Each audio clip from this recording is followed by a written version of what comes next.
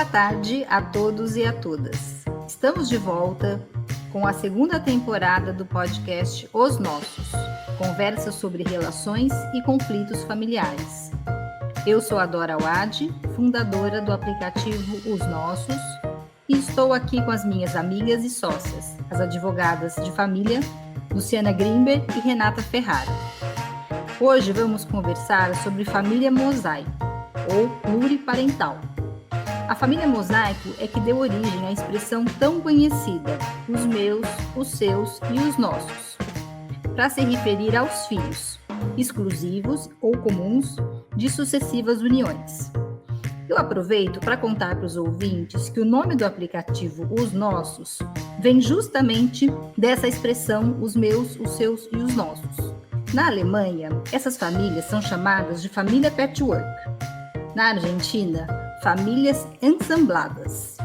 Nos Estados Unidos, step families. E na França, family recomposée.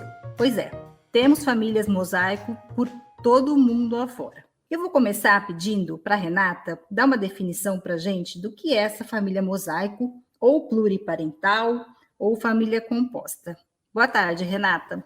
Boa tarde, Dora. Boa tarde, Luciana. Boa tarde a todos que estão conosco aqui para conversar sobre algo tão presente no nosso dia a dia, né? Bom, a família mosaico ou a família pluriparental, ela é aquela família, falando assim legalmente, de uma forma bem curtinha, é aquela família que é constituída de um matrimônio ou então de uma união estável, de uma união de fato, mas enfim, de um casal que se uniu em que um ou ambos têm filhos de relações anteriores. Isso é uma família mosaico. Oi, Dora. Oi, Rê. Eu adoro essa expressão família mosaico, pois além de ela dar essa impressão de estar juntando várias pequenas peças de formas diferentes para formar algo grande e complexo, elas geralmente são coloridas e o que me remete a uma lembrança de coisa alegre e gostosa. É dessa forma que eu gosto de pensar nas famílias mosaicos, e nesses rearranjos que eles podem e devem ser vistos como uma coisa boa e positiva. Pelo menos é assim que eu gostaria que elas fossem encaradas. Muito bom. A família mosaico, ela reflete mudanças importantes da sociedade. Mudanças de valores, de preconceitos, tradições, que se a gente pensar, até alguns anos atrás, algumas décadas, nem o divórcio era alguma coisa aceitável. Hoje não só as pessoas se separam, como podem casar novamente e dessas novas uniões terem outros filhos. Enfim, são múltiplas possibilidades para a família. Quais vocês acham que são as transformações sociais mais significativas nesse contexto? O que tanto mudou no contexto social e nas famílias para possibilitar a presença da família mosaico hoje? Olha, Dora, como você próprio falou, é uma coisa, antigamente, eu tenho 51 anos, e quando eu era criança, os filhos de pais separados, eles eram taxados de problemáticos, ou de sinônimos como esses, era muito chato, né? Hoje em dia, as pessoas já entenderam que o casamento, ele é um contrato, e que pode ser rescindido a qualquer momento. Então, a gente está vivendo em tempos em que o ser e as relações é o que importa. E isso sobressai ao título e aos rótulos. Então, é comum a reorganização dos casamentos, das famílias e das relações. Olha, gente, para mim, você sabe que eu sou filha de pais separados, né, e meus pais já faleceram, mas eram jovens e se casaram muito jovens e se separaram também muito jovens. Então eu tinha 4 anos, minha irmã 2 quando eles se separaram. Então desde que eu me lembro e tenho memórias, eu me vejo como membro de família mosaico, porque meu pai se casou de novo, né, viveu em união novamente, minha mãe também, sempre com filhos de outras relações e várias ao longo do tempo. Então, para mim, é bem natural, não consigo imaginar a vida num ambiente diferente, mas acho que pensando, né, comparando com a vida mais no passado, acho que é uma questão de liberdade mesmo, né? Como a Lu falou, quer dizer, antes você estava ali preso a um relacionamento para todo o sempre, ou se você ousasse não estar mais naquele relacionamento, você estava fora do mundo, né? Você não podia ter a oportunidade de recompor a sua vida e de ser feliz novamente. Hoje, eu acho que a existência da família mosaico, ela é uma representação de liberdade, da liberdade das pessoas poderem buscar os seus sonhos, buscar serem felizes e recriar a sua vida quantas vezes for necessário, né? Não ficar presa a uma relação, né, Rê, porque tinha que ser assim. Então, o que você falou, acho que é perfeito, é essa liberdade de escolha e de poder fazer uma nova história e tudo bem. Muito bom. Eu percebo nas últimas décadas expressões e configurações familiares que vão além do formalismo jurídico. A própria união estável é uma manifestação disso, né? Porque antes só as pessoas casavam, que era o que estava regido, vamos dizer assim, pelo sistema, e aí surgiu a união estável, e é sempre interessante que a realidade das famílias faz com que o direito tenha que se adaptar e se inovar, né? E, ao mesmo tempo, um reconhecimento do amor, do afeto e do companheirismo como elementos estruturantes da família. Então, acho que a gente passa de um contexto em que o formalismo jurídico predomina de alguma maneira para um direito de família e para uma realidade das famílias em que o amor, o afeto e o companheirismo são valores muito importantes e são princípios que até o próprio direito abarca, né? Eu queria que vocês comentassem um pouco essa mudança desse contexto das famílias, né? Em que o amor e o afeto, de alguma maneira, hoje, nas famílias mosaico, eles prevalecem em relação ao que é formalizado socialmente. Eu acho, Dora, que essa pergunta encaixa bem, essa reflexão com aquilo que a gente vinha falando, né? Quer dizer, hoje o amor, o afeto, o companheirismo, menos formalidade, mais possibilidade de criar relação da forma que convém para cada núcleo e para cada pessoa, é possível em razão dessa maior liberdade que as pessoas vieram conquistando, né? E ao mesmo tempo, né? Você vê assim, eu já pensando aqui um pouco divagando aqui no raciocínio, assim, o amor, o afeto, o companheirismo, eles estão muito presentes no surgimento e no nascimento dessas famílias mosaico, né? Porque as pessoas criam essas estruturas em busca de amor, em busca de afeto, em busca de companheirismo. Mas será que é fácil ter tudo isso num ambiente com tantas pessoas com origens diferentes, com coisas diferentes? Então, ao mesmo tempo em que a família a família mosaico nasce em busca do amor, em busca do afeto, como um reconhecimento de tudo isso, é também difícil manter tudo isso vivo num ambiente com tanta diferença. A gente vai falar depois um pouquinho sobre isso, né? É isso mesmo, Rê. Eu acho que antes de 77, né, as pessoas, elas terminavam o casamento, elas eram intituladas de desquitadas. Gente da nossa idade vai saber do que eu tô falando. Ela é desquitada. E tinha, como eu falei, esse cunho pejorativo. Depois veio a lei do divórcio e foi possível a pessoa se separar. Depois foi possível ela se divorciar. Hoje em dia a gente tem casamento com pessoas do mesmo sexo. E assim por diante, a gente vem valorizando justamente o afeto, a vontade de estar junto e ponto. E se a gente for fazer uma reflexão, isso é muito mais antigo do que a gente pensa, pois o elemento essencial para a constituição e do bom andamento de alguns tipos de sociedade, e eu estou dizendo sociedades econômicas mesmo, é a chamada, o que a gente chama de affectio societatis, que é nada mais do que a intenção dos sócios de estarem juntos. E é isso que forma a família.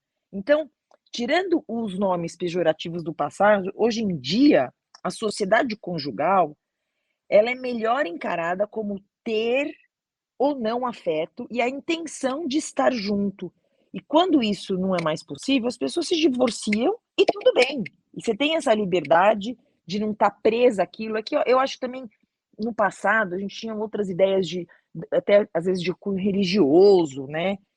Mas você tendo essa liberdade eu já falei um pouquinho atrás, de você saber que você pode rescindir esse contrato e fazer novos contratos em razão desse sentimento, esse elemento de companheirismo. Isso é muito bacana, porque é assim, querer estar junto para justamente, como a Renata falou, o perrengue vai ser tão grande dessas famílias enormes que tem que ter uma vontade de verdade de fazer acontecer.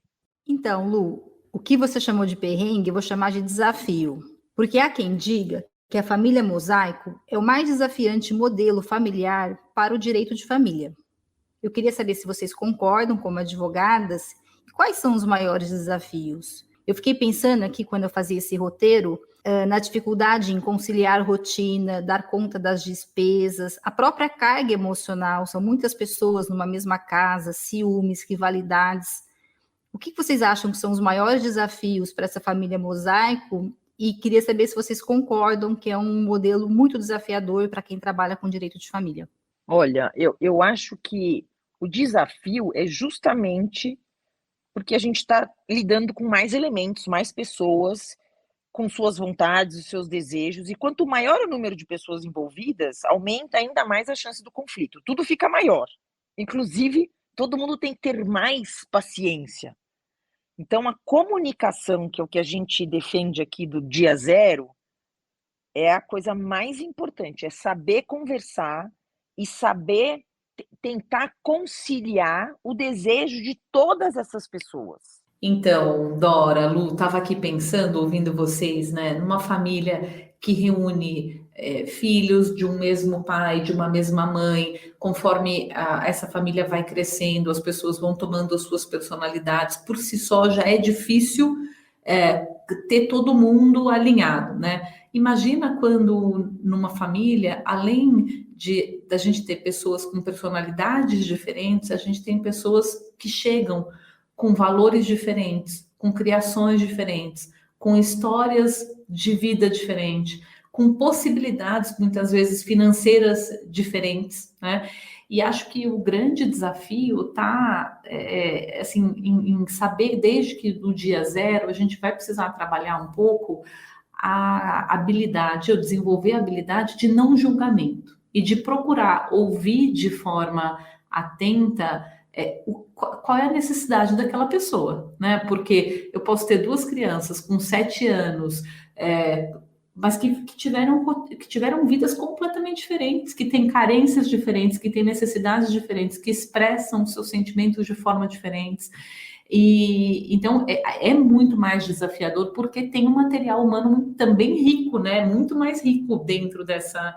E aí não estou falando muito mais no sentido de bom ou pior, mas é natural que seja mais rico, porque tem mais elementos com tintas muito diferentes, né? E como é que a gente faz para acomodar, sem ferir nenhum nem outro? E aí eu acho que talvez tenha também uma imagem bacana do mosaico, né? O mosaico você tenta encaixar as pecinhas, quando não dá, você põe uma massinha ali no meio, né? Você vai criando um ambiente de acomodação. Não dá para forçar uma pedra contra a outra para caber ali naquele desenho, né? O que eu vejo é assim, dentro de uma família pai e mãe com filhos de pai e mãe, já nasce essas características e personalidades diferentes, mas está envolvido o amor deste pai e dessa mãe para com esta criança, para fazer exatamente esse não julgamento que você falou. Agora, você imagina quando vem para a sua casa o filho da outra esposa, da segunda esposa do seu pai.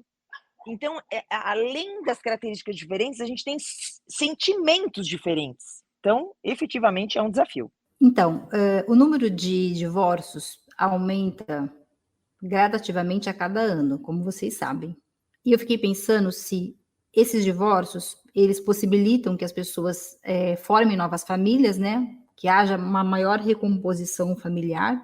E também se isso, junto com o sentimento, como a Renata falou antes, de liberdade, que as pessoas têm hoje, maior que no passado, e também uma busca pela felicidade. Eu acho que se a gente juntar esses 3 elementos, né? O elemento do fim do casamento, cada vez mais constante, com uma liberdade maior social e uma busca pela felicidade, talvez a gente consiga formar aí um cenário que explica, de alguma maneira, por que o número de famílias mosaico vem aumentando a cada ano, não só no Brasil, como no mundo. Vocês acham que esses elementos são os que compõem esse cenário? Ah, sem dúvida. Como eu disse há pouco, acho que é a valorização do ser, valorização do que é bom, do que é prazeroso, e principalmente sem culpa. Sem culpa de não ter dado certo aquela família, e de você ter a possibilidade de formar uma outra história. Eu adoro falar para as pessoas que às vezes estão num momento difícil lá no consultório, no escritório, que eu quero falar o seguinte: olha, né? Você ainda tem mais 40 anos para fazer uma outra história, você ainda tem mais 30 anos para fazer uma outra história, às vezes você tem mais 20 anos para fazer uma outra história. E olha que bacana, vamos fazer ser uma coisa bacana. Não tem uma outra coisa também. Estava aqui ouvindo você falar, Dora, e estava pensando assim: o número de divórcios aumenta, mas a gente não sabe, pelo menos eu não sei, não sei se existe esse número, essa pesquisa, desses divórcios, quantos são primeiros divórcios? Né? Porque também o aumento de número de divórcios é porque a pessoa já divorciou uma, divorcia duas. Então, você vê que há uma. Eu acho que há um.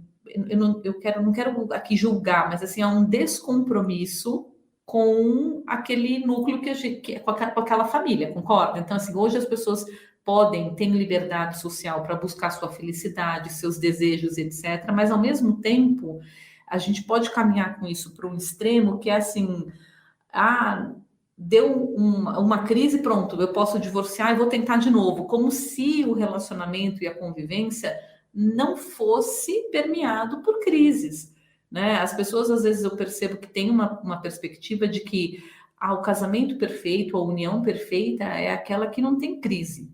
Então, diante da primeira crise, a pessoa acha que não está no relacionamento certo, porque se fosse o relacionamento certo, não teria crise.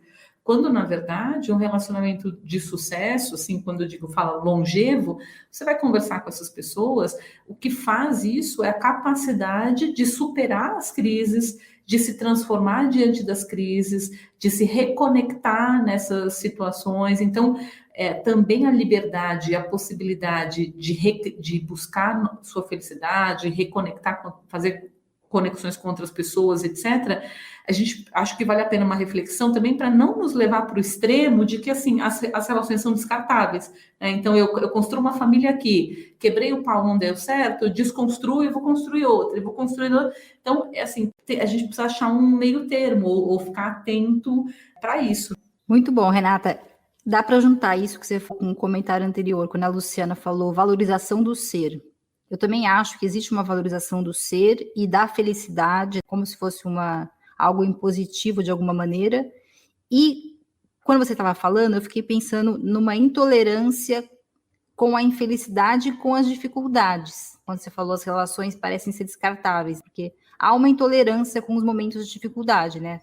A gente percebe isso com os clientes chegando nos nossos escritórios e, às vezes, diante de pouco tempo, vamos dizer assim, de luta, para que aquele casamento ou aquela união estável continue. A gente não tem os dados estatísticos para saber se o aumento dos divórcios e o aumento da família mosaico estão diretamente relacionados. A gente tem uma impressão a partir dos relatos dos clientes, mas não é um dado estatístico isso.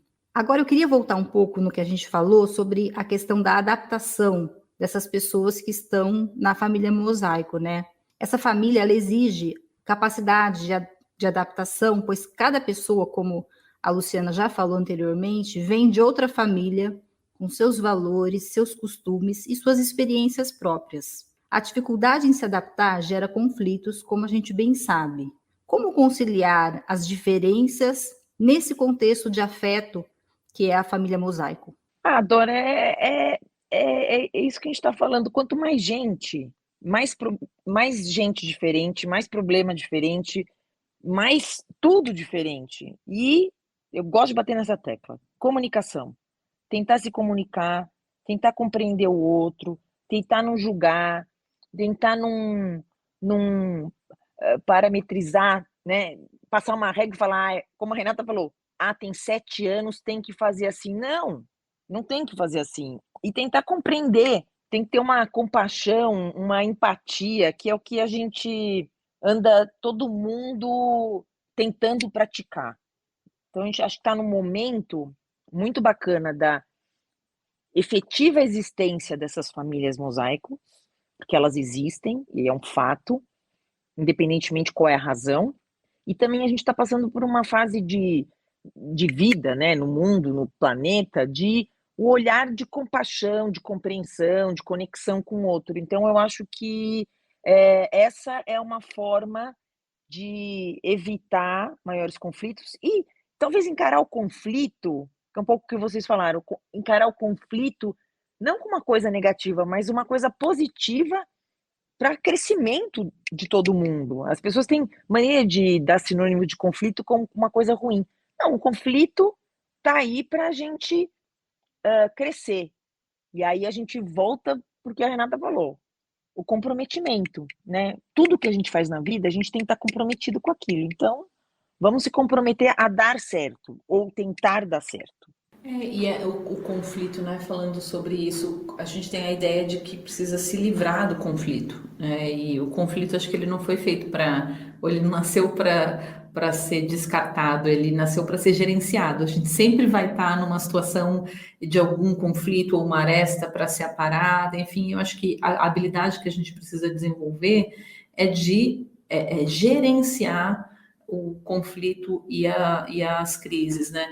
E uma das coisas que acho que quem está numa posição como essa, de uma família assim diferente, uma família mosaico diferente no sentido que é diferente da tradicional modelo, do tradicional modelo de família, né? É se reconhecer como tal e não querer se encaixar num formato que não é o seu. Né? Então, eu quero ocupar o lugar daquela mãe, eu quero ocupar o lugar daquele pai, eu quero colocar os filhos na mesma caixa. É se reconhecer como uma família efetivamente mosaico, com diferenças, com pessoas diferentes, com personalidades diversas, com a necessidade de adaptação, como a Dora falou, né? E o que eu acho muito importante é o não desejo de substituição, preservação dos espaços, preservação das histórias. Então, uma família mosaico que nasce porque alguém faleceu, né? E de repente aí o pai ou a mãe sobrevivente se une com uma outra pessoa e tal. É importante encontrar uma forma de preservar o espaço dessa mãe, desse pai que um dia estiveram ali, né? Não dá para pegar outra pessoa e colocar no lugar. Então, eu acho que se entender como um lugar de muitas pessoas e respeitar o espaço de cada um é um bom começo para conseguir esse caminho para adaptação. Renata, isso é super importante, você ter o respeito pelo papel do outro e o respeito da forma que essa família é composta. A substituição daquele outro ser não existe. Eu adoro falar que a gente vira ex-pai e ex-mãe, mas ex-pai e ex-mãe não, ex-marido e ex-mulher, mas você não vira ex-pai, você não vira ex-mãe, você não vira ex-filho. E esses lugares, eles têm que ser respeitados. Sendo respeitados, aí a gente vai ter uma discussão de qual que é o direito de cada um, quais são os deveres de cada um, e aí você chega a entender o papel de cada um nessa família. Então, entrando agora um pouco nos aspectos práticos e jurídicos da família mosaico, eu queria saber de vocês aquelas questões que todo mundo pergunta, né? No caso de um segundo casamento com filhos, como fica em relação ao primeiro casamento? Aos direitos, aos deveres, pensando na pensão alimentícia, tanto em relação ao ex-cônjuge como aos filhos, pensando na convivência, todas as obrigações aí que surgem a partir do fim da união, como elas ficam a partir dessa segunda união do pai ou da mãe? Olha, isso é não sei como que você tem encarado, mas isso é uma questão master complicada para destrinchar, porque é uma questão muito subjetiva. Eu acho que no passado a jurisprudência tinha muita pena do fato desse provedor constituir uma nova família, e aí ele tem que lidar com os gastos dessas duas famílias. Eu acho e eu entendo que aí sim a gente vai para aquele tema do comprometimento, onde se você não tem como sustentar uma família que você, de alguma forma, fez parte e não faz mais parte dela, como que você vai assumir a responsabilidade de uma segunda família? E aí vira uma questão complicada que quando a gente joga para o julgador, aí vai subjetivo. Cada um vai julgar do jeito que acha, porque ele vai ficar, é verdade, não? Então você não devia ter formado a segunda família, então você não pode usar essa desculpa para não sustentar a primeira família. Mas a verdade é que existe essa segunda família, você não consegue simplesmente apagar essa segunda família.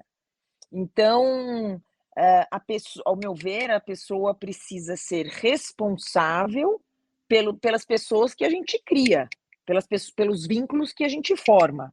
Lu, realmente é super complexo e a gente passou por um momento jurisprudencial, e aí quando eu falo jurisprudência, são as decisões dos tribunais, as decisões dos juízes, como é que os tribunais entendem determinada coisa.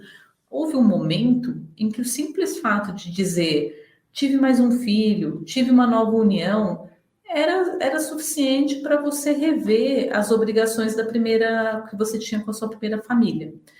Com o passar do tempo, foi se caminhando para um outro lugar de decisão, né? Em que não basta existir essa outra família, eu preciso comprovar que efetivamente isso gerou uma impossibilidade de continuar mantendo as obrigações que eu tinha com a primeira família naquele modelo.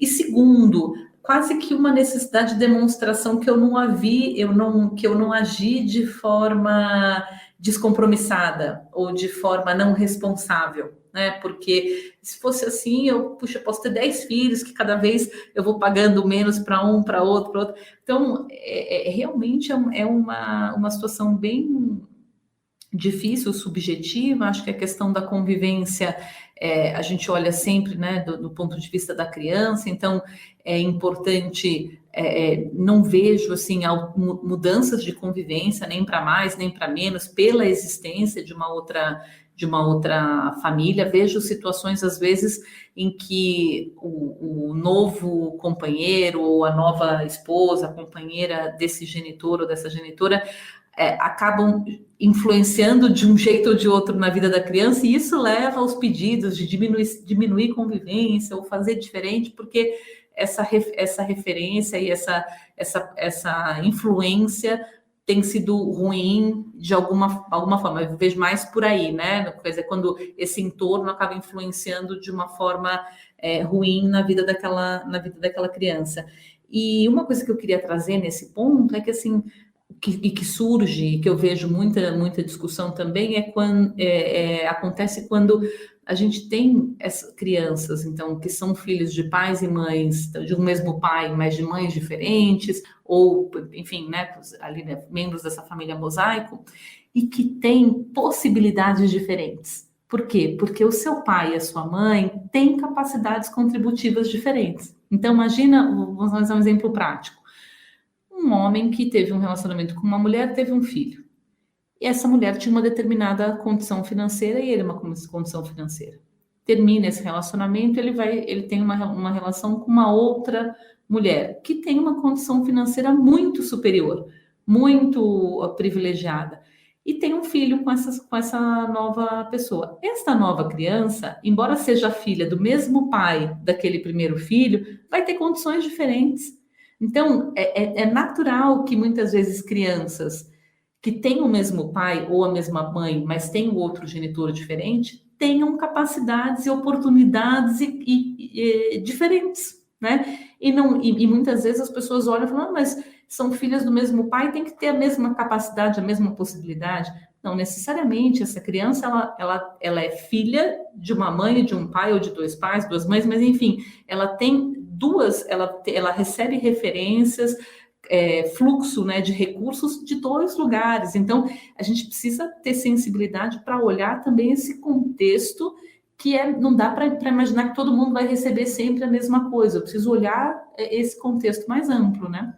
Então, Rê, e esse exemplo que você deu é muito bom. E eu fiquei pensando, se esses dois irmãos, né, que são meio-irmãos, morarem na mesma casa, mais difícil ainda conciliar essa diferença da capacidade econômica. Você concorda? Porque as comparações são inevitáveis, e eu acho que nesse exemplo que você deu, o pai se sente mais obrigado a ter o mesmo padrão de vida para os dois filhos que são meio-irmãos. Mas tem uma diferença, né? Então, é muito complexo isso.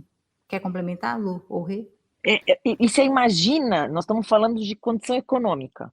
Agora, vamos imaginar diferente posicionamento com relação a tudo. Então, a mãe que deixa mexer no joguinho eletrônico e a mãe do outro que não deixa mexer no joguinho eletrônico. Imagina só, né? Então, efetivamente, é um quebra-cabeça. As famílias mosaicos, elas saem desse.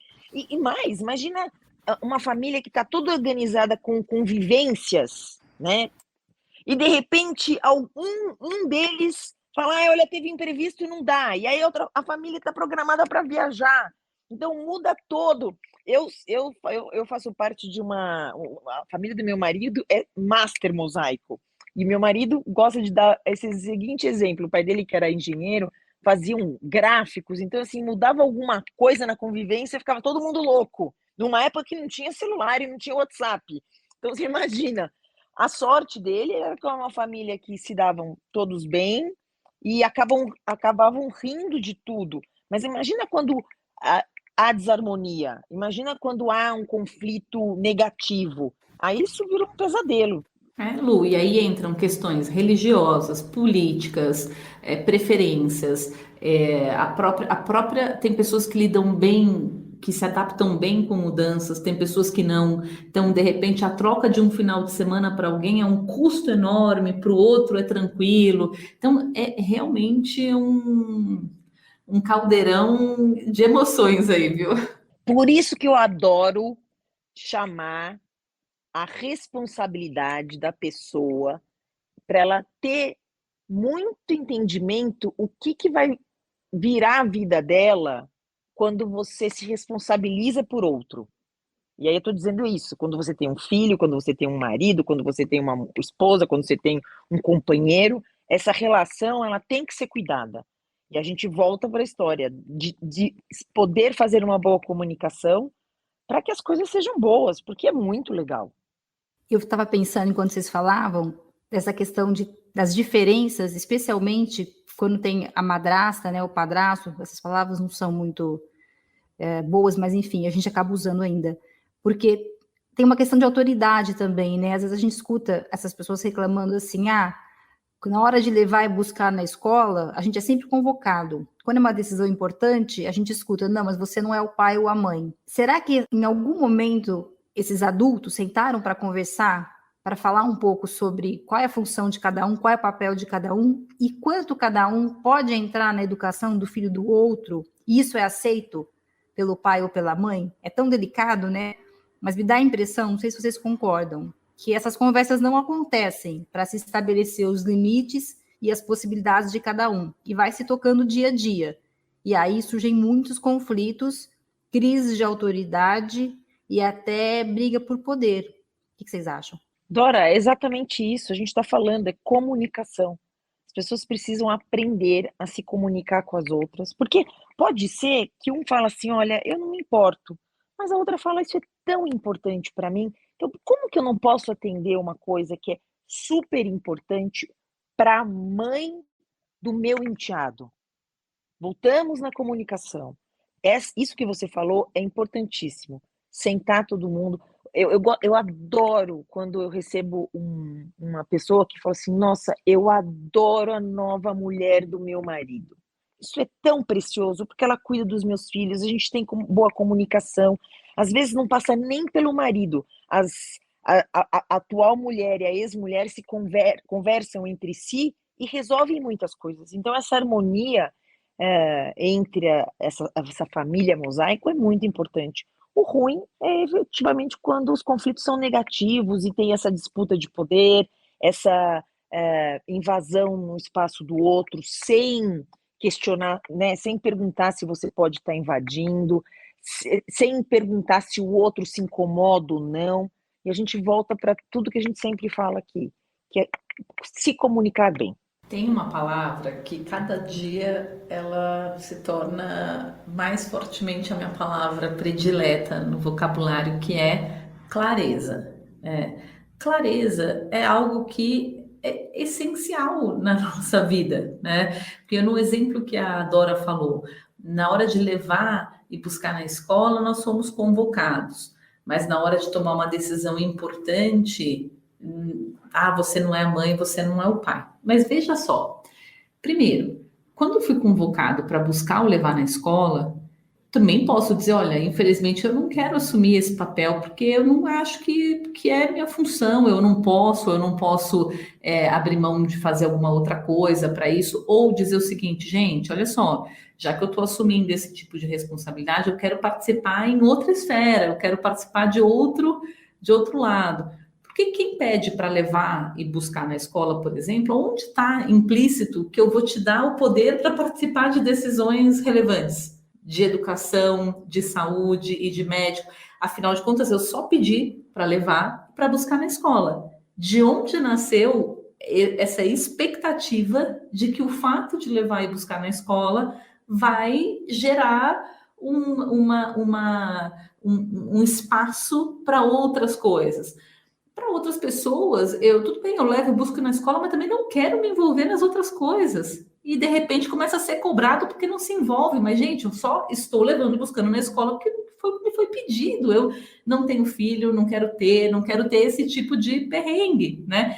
Você vê como uma questão de clareza, de dizer de forma clara o que eu espero de você, o que eu estou pedindo, ou o que eu posso dar, ou o que eu posso fazer. Então, eu não tenho dúvida que conversar sobre qual é o papel de cada um, até onde dá para ir, até onde não dá para ir, é essencial. E aí tem uma outra situação que também é assim, às vezes a pessoa não é convocada oficialmente para participar, mas o entorno participa muito, né, gente? Porque você tem aquela pessoa que está convivendo com aquele novo casal. É claro que eles trocam informações, é claro que eles pensam juntos, é claro que o novo marido, companheiro, companheira, esposo, enfim, ele influencia nas decisões do pai ou da mãe daquele filho, né? Então, e aí também vem um pouquinho daquela coisa das necessidades não atendidas, porque às vezes eu estou participando, às vezes a minha opinião está prevalecendo, só que as pessoas nem sabem que a opinião é minha e o que eu preciso é reconhecimento. Então, o que me falta é reconhecimento por aquela decisão e aquela participação. E aí a gente vê, né, de novo, como é importante identificar necessidade, o que eu quero, o que eu preciso. Então, a gente volta lá para a questão da comunicação, mas acho que aqui fica uma reflexão, né? Quanto que a gente, no nosso dia a dia, está conseguindo colocar com clareza o que a gente quer, o que a gente sente e o que a gente precisa. Tanto nesse âmbito familiar, como em tudo. E ao falar, se preocupar com não agredir o outro, não ferir o outro, mas estou falando de mim, né? Então, quanto a gente pode melhorar no dia a dia esse exercício, né? Isso vai ser útil para as famílias mosaico e para todo mundo, né? E outra, né, Rê? A verdade é o seguinte: além de se fazer compreendido e checar se é isso que você entendeu, passar pelos momentos difíceis. É um malabarismo, eu diria o seguinte, mas é um malabarismo da vida de todo mundo. Eu acho que tem um complicômetro, sem dúvida nenhuma, porque você tem mais elementos com mais variáveis.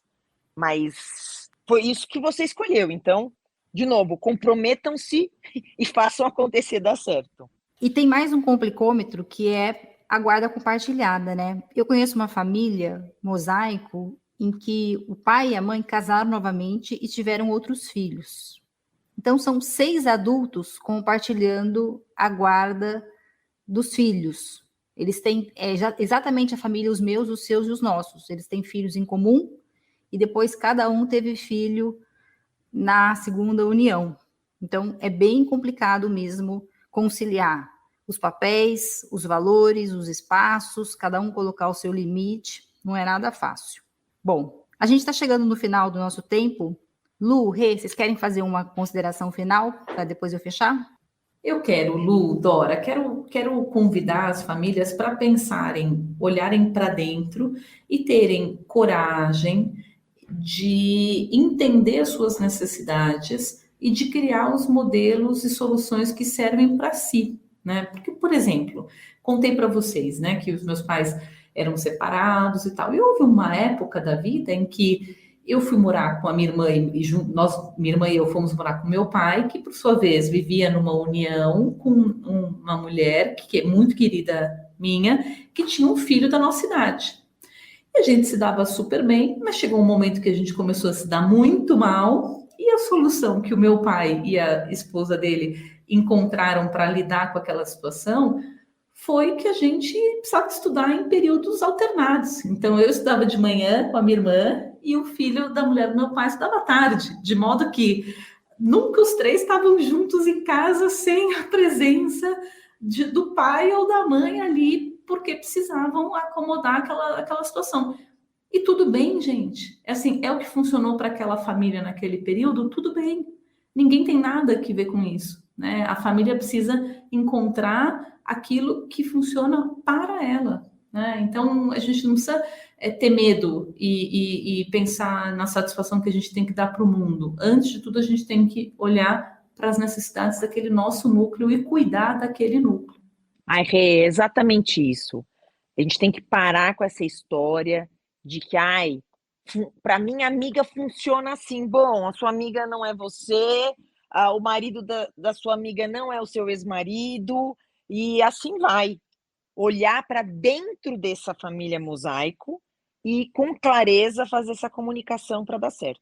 Acho que essa é a mensagem que eu gostaria de passar. Muito bom. Eu quero agradecer a Luciana e a Renata pela conversa de hoje e porque elas sempre topam esses temas meio espinhosos que eu trago. Nunca são temas simples, mas que sempre geram boas conversas. A família mosaico representa um avanço para a sociedade e para o direito de família, na minha opinião. Para a sociedade, porque reflete uma liberdade de escolha na busca pela felicidade.